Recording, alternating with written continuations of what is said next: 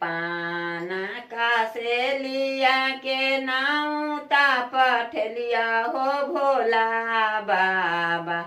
तू ता हमरो घर आइया तीजा पूजा में। तू ता हमरो घर आइया तीजा पूजा में।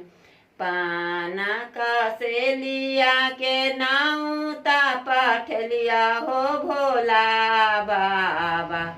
तू ता हमरो घर आइया तीजा पूजा में। तू ता हमरो घर आइया तीजा पूजा में। पाना का से लिया नाउता पठलिया हो ब्रह्मा विष्णु। तू ता हमरो घर आइया तीजा पूजा में। तू ता हमरो घर आइया तीजा पूजा में। पाना का से लिखे नाउता पठलिया हो रामा भगवान। तू ता हमरो घर आइया तीजा पूजा में। तू ता हमरो घर आइया तीजा पूजा में।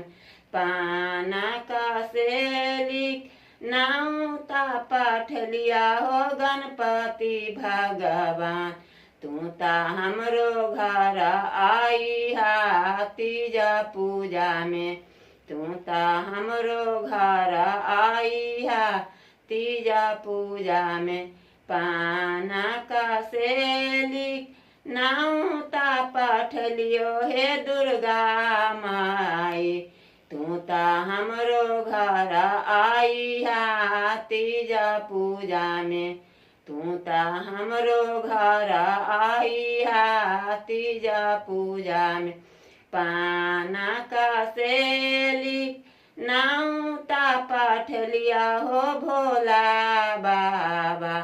तू ता हमरो घर आइया तीजा पूजा में। तू ता हमरो घर आइया तीजा पूजा में।